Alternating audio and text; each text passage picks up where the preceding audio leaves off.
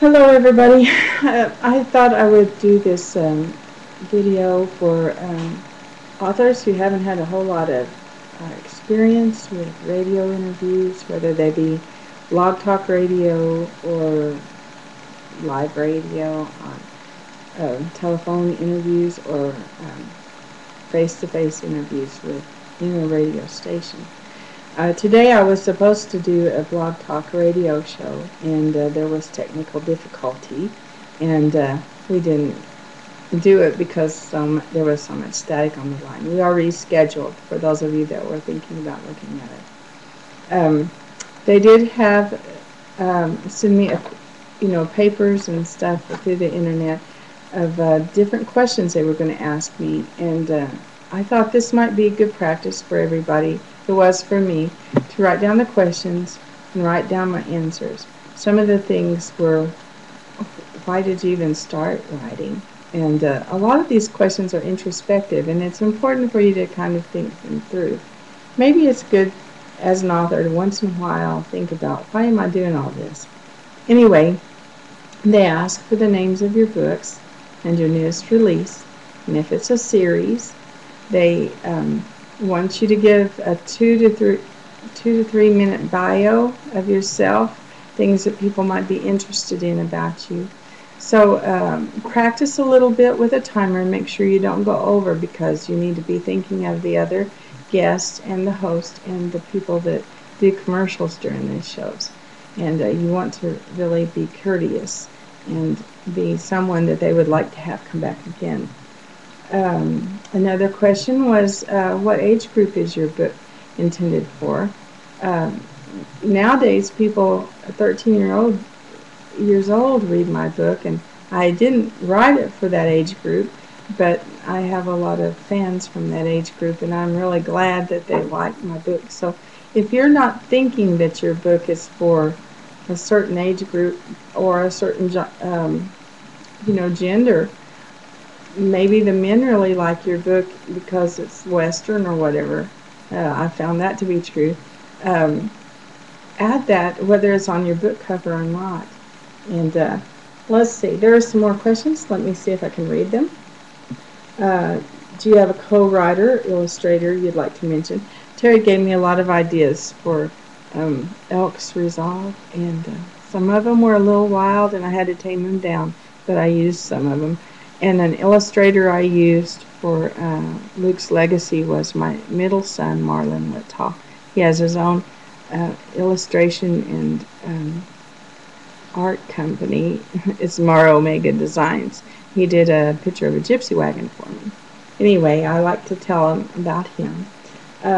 Is there anything you find particularly challenging in your writing? Well, finding time and also keeping the plot unexpected. I don't like to read a book that I kind of know in a way what's going to happen. Do you have any advice for aspiring authors? Well, my advice is get ready to work really, really hard to get this book into the hands of the people that you want to read this book.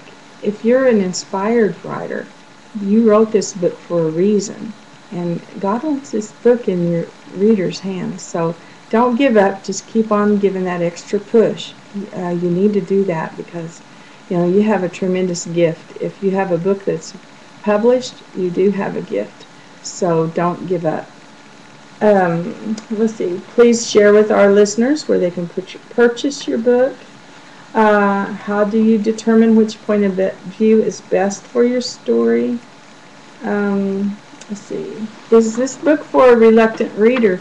I've had several people tell me that they don't like to read books. They pass my table by and they say, I'm not a reader. And some people have bought them even though they're not readers because they knew me and they didn't want to hurt my feelings. And then they found out, hey, I like this book and I really do kind of like to read. And it causes them to read more books. When did you start writing? What gave you the idea for your first book? What is your latest release? And is this book in a series? Those are other questions. They have me down to read an excerpt from my book that's 2 to 3 minutes long, and I timed that also.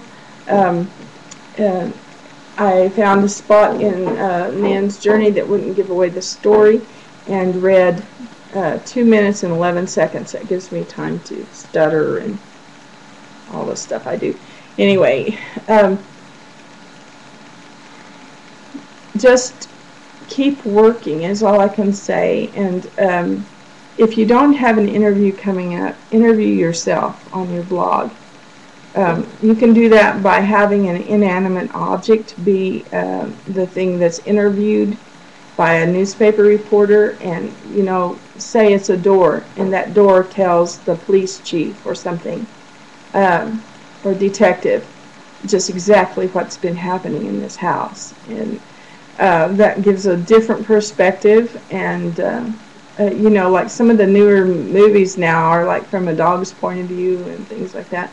So just use your imagination. You're imaginative people, and you can think of something that's really interesting, and keeps your blogs and your news stuff on Facebook fresh, and your website. Make sure you link your website, your blog, your Facebook all together, because on search engines, when they find one, they'll find them all, and that helps in your ranking on Google and all that stuff. So anyway, if any of this helps you, I hope it does. Anyway, God bless you in your writing, and I will talk to you later.